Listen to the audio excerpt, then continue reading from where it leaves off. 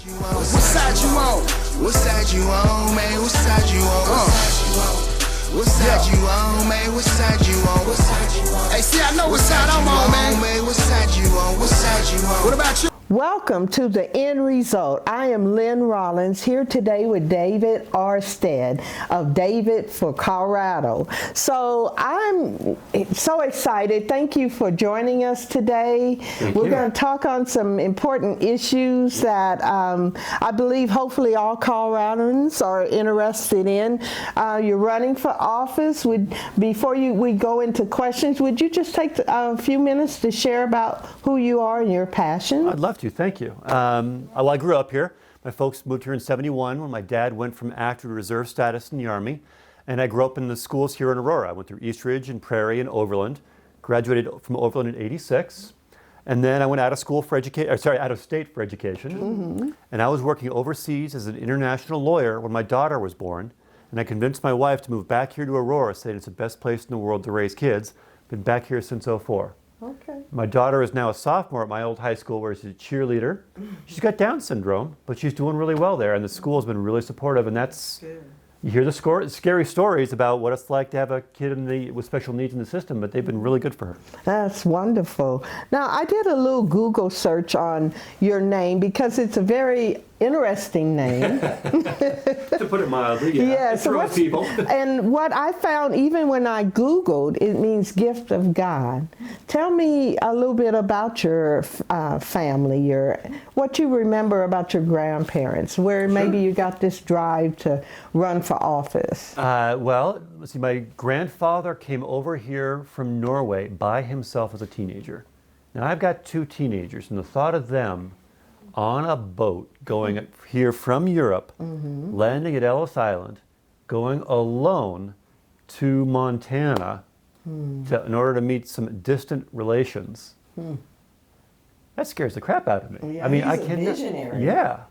He was a minister and he was a farmer. And he had to do both in the day because times were hard. Yes. And so my father was born up there. Born in Montana, then they lived in North Dakota. Then lived in North Dakota, and then they went up to Saskatchewan, back when borders weren't walls. And this is interesting. When they were up in Saskatchewan, I have an uncle I never met, my Uncle Donnie. He was the second child, my father's the third, and Donnie got sick. And it got bad.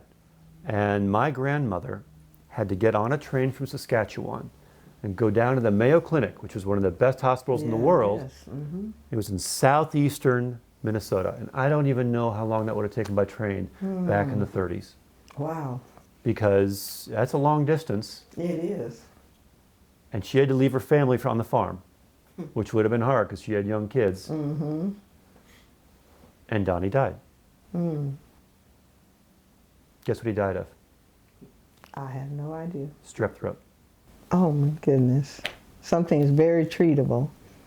Wow.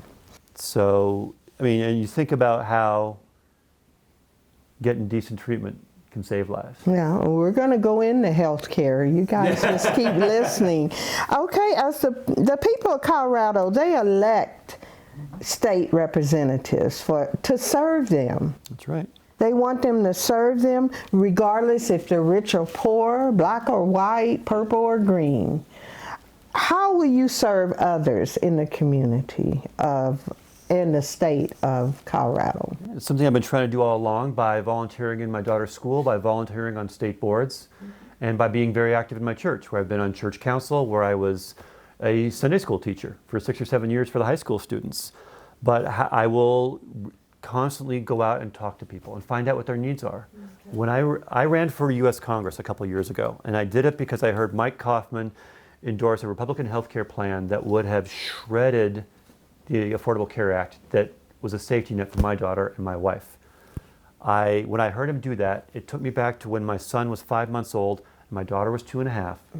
And I came home from work at the law firm, and I found my wife in the bathtub covering herself up and crying because she'd just been diagnosed with breast cancer. My.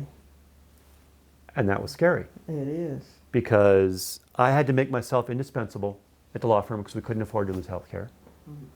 and she survived. She is 12 years clear this last Thanksgiving. That's wonderful. Yes, Thanksgiving has an extra meaning in our family. Yes, I guess so.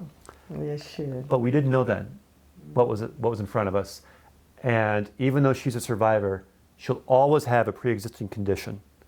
And so will my daughter, because she has Down syndrome. You know, I lost my favorite niece. We have so many similarities. My favorite niece to breast cancer. And she was only 36, and she always That's wanted... about what Karen was when she got breast cancer. Oh, really? See? And she always wanted children, and she always wanted to marry. And she never had the opportunity to do either of those. I think she would have got it more treatment earlier had she had the insurance. She had lost her job, and all the time she was becoming a patient unknown to her. So yes, that's dear on my heart. I'm so glad that your wife is a breast cancer survivor. Yes, I thank God for that. Okay, well, we're going to continue on with our questions. We all pay taxes, unfortunately, whether you want to or not. You have to pay taxes. And a lot of times we only hear from representatives or those wanting to be in office when they want to be elected and when they're running for office. How will you be different? Will we see you again, or will you be behind the closed doors? Even when I'm not running for office, I try to be out here. I've been very involved with the NAACP, where that's where I know your niece, and with Colorado Black Women for Political Action. And I have been very involved in my kids' schools, so I'm regularly out in the community. Sounds like you're very active. I understand you went to Real Men, Real Talk. I did which indeed. Pastor Kevin Rollins, my husband, my wonderful husband, and you were invited to come. Now, Real Men, Real Talk is exactly what it means. Yeah. They're real men. Now, it's a safe space, so I can't talk about it because what we talk about there stays there. Yes. Gotta respect that. Well, I wasn't there. Oh, okay. So, because I'm a real woman, okay? I'm just trying to set boundaries so I don't cross anybody up. Okay, don't worry. All your confidentiality will be kept because I wasn't there. No. But because attending Real Men, Real Talk, what did you learn about other social needs? There was a healthy dose of skepticism because a lot of black folks have white folks coming in and saying stuff and then walking away. And I've heard that before. And so what I'm trying to say is the best thing I can do is get the resources in place so it's not white folks coming in because the community's already got the resources they need. And that's the best path forward for everybody. Do you believe there'll be a lot of opposition when you support people of color on that level? Yeah. Yeah, because one thing I want to do, if I'm trying to provide long-term economic foundations to allow people to grow and develop at their own pace and in their own way, anybody that's predatory on that is going to be opposing me. Okay. And so you got to expect that. But you know, I was an international lawyer. I was going up against investment banks. Oh, yes. I spent a couple years over at the Anschutz campus at the med school negotiating contracts on behalf of the doctors and the university and getting more patient rights and contracts against Big Pharma. And you got to know that you're going to face opposition. Absolutely, because you're going in pockets. Yeah. Yeah. Yeah. So, I mean, there's still ways to find win-wins for people. It's just be a little less predatory. Yes, exactly. Well, it's good. And you're very broad-ranged with not only your passions, but your love of family, your love of community. I believe you're the man for the job. I really do.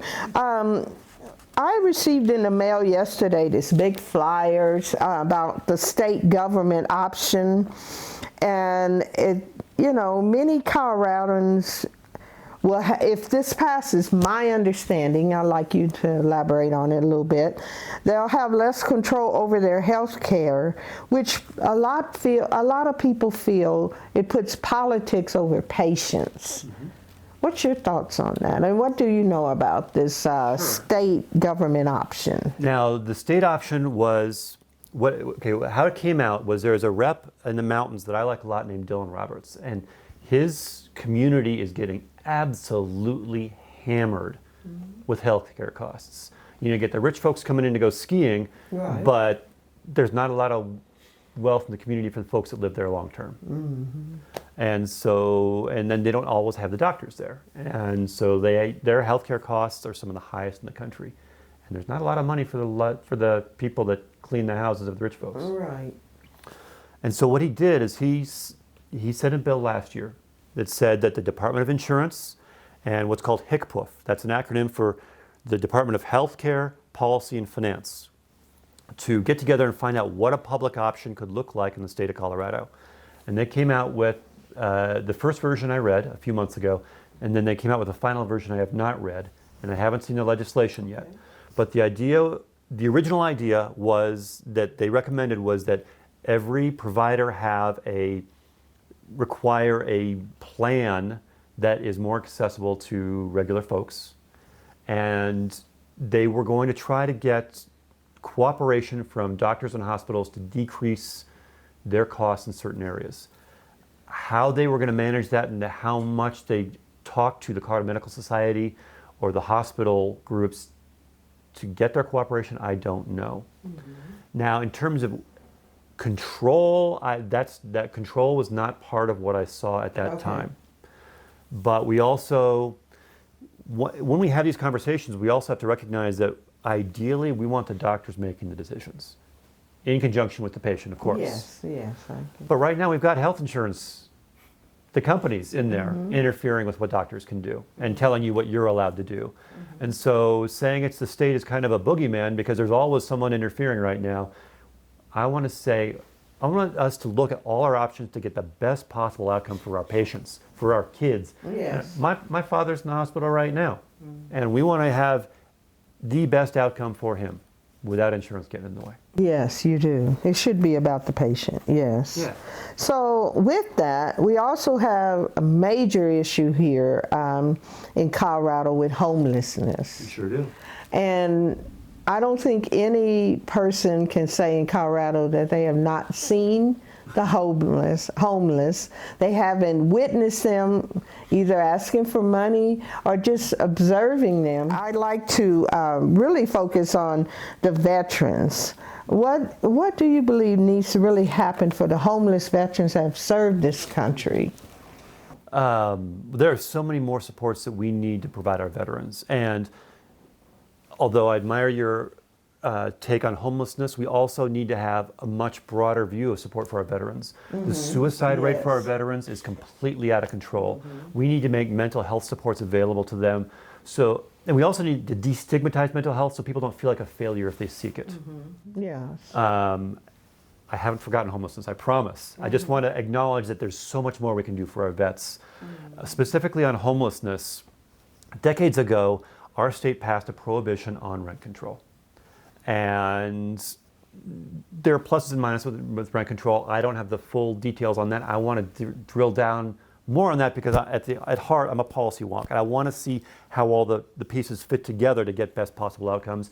And I don't know enough about the pluses and minuses on rent control. Mm-hmm. What I do know is this, however, that the city of Boulder, a number of years ago, wanted to pass a ballot initiative, and did pass a ballot initiative requiring developers set aside a certain proportion of each development to low-income housing to allow people to get out of homelessness and get a chance to get into the market, get a roof over their heads for themselves and their kids. That's my point, because you know, as much as we need to cover all the other avenues, if I don't have a mailing address, if I don't have a roof over my head, a warm place, it's, you know, I think it's just inhumane that not just veterans, but addicted people and people that have major health issues, the mentally ill is another one, group of people that are homeless, you know, so that's the reason I'm asking about that, that we first be humane and cover the fact that first you just need a place to bathe, to brush your teeth. Address so you can get a job. You need a mailing address. You have to have that address. You do. Just to even receive state assistance. What's your address? Don't give us a post office box. So those are just things that I'm glad it's on your heart as well. I worked for a school, the largest school district in Colorado. for many years, and it was so political based. It was very hierarchy. It started at the top, where superintendents are city and state, but they're supposed to represent families and children. What would you like to see done differently there? I know you can't control the city and state office of a superintendent, but you know, teachers, a lot of times, the mature, tenured teachers, a lot of times don't get the respect for their years of teaching work, but they'll let some of those contracts drop and bring in someone fresh out of college that hasn't had any classroom management or the opportunity to get that type of training. What would you like to see for schools in Colorado in regard to teaching? Sure. So the one thing, I volunteered in my kids' schools for a number of years, including either chairing or co-chairing the accountability committee. So I saw firsthand a lot of stuff that was going on. And I was there when our legislature passed what was called Senate Bill 191. This was a number of years ago now, and it creates this testing regime that requires all this objective testing in order to determine growth, and it's forcing our teachers to teach to the test because they have to have certain measures of accomplishment according to this test, and 50% of their annual review is based on this stinking test. What if that same teacher, and I observed this, had students that are hungry, that don't want to learn, they're just there because they have to be. What do you believe is the best way, beside the test, because they do the standardized test, they have to renew their licenses with the state of Colorado.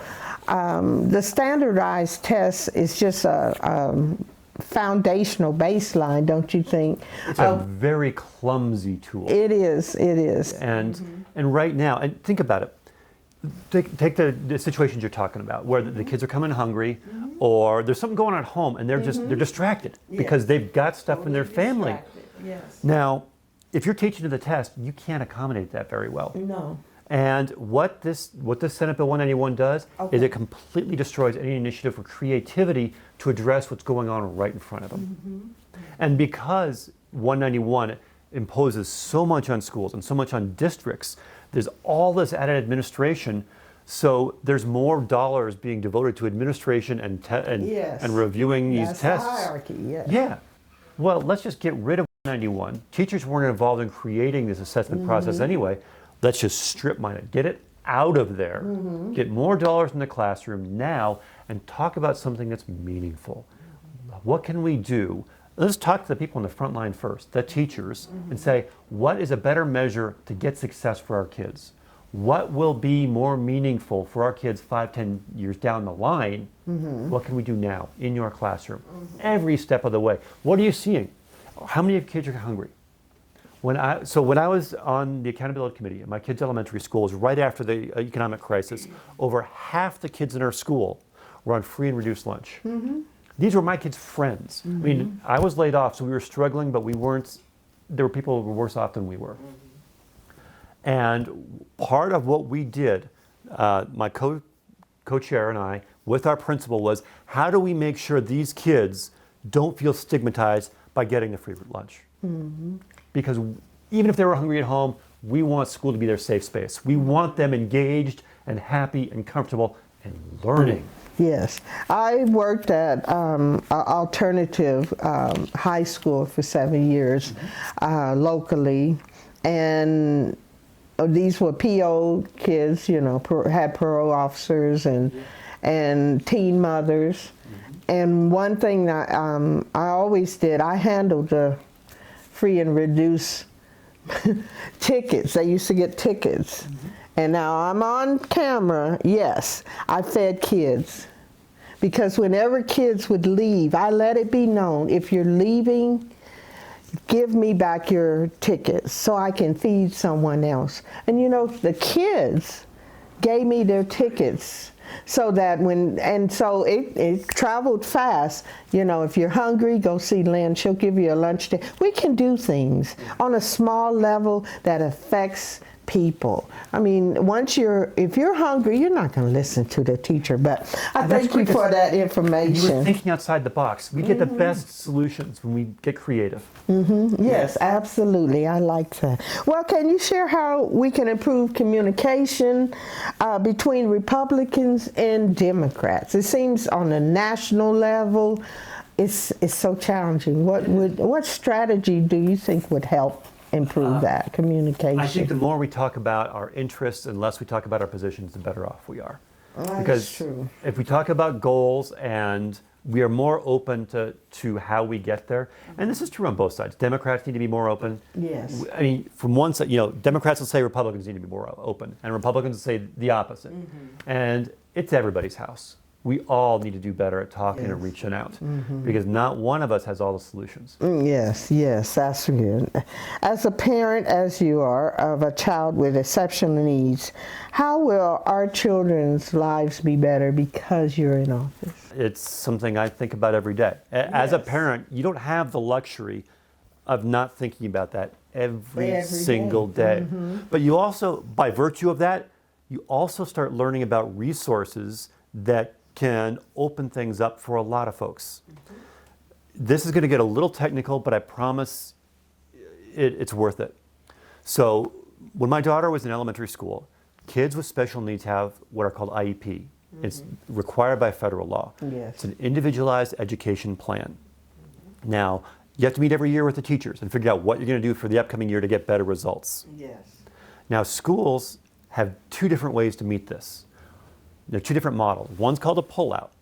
That's where they take your kids into a special setting and give them lots of intensive, focused education.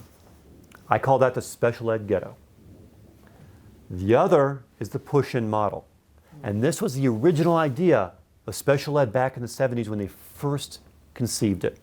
And that is that the resources follow the kids. And study after study shows that this is better.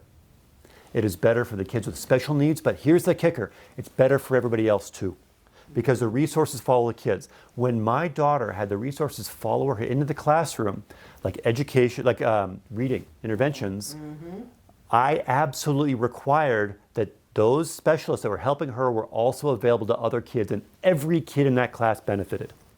Every kid. Every kid. And study after study shows that the only kids that don't benefit are the kids at the very, very, very top performance level, and they're not hurt. But what they do is they start learning the soft skills of acceptance, Yes. of teaching other kids. They start learning leadership skills. See? They're the things that employers want. Oh, I celebrate that. That is how you start opening the toolkit and helping everybody. Yes, that's awesome. Yeah, so it looks like it only helps one kid, my daughter. It helps everybody. It teaches them compassion and acceptance And leadership. Those skills they'll take everywhere. And that's what our awesome. employers want. Our Exactly. employers, when the kids get out of school, they want to see that those kids can do that. Yes, and they're teachable. That's awesome. Put aside why you want to be in office just for a moment. Okay. Just for a moment. How do you want to be remembered because you were in office, not because you were there?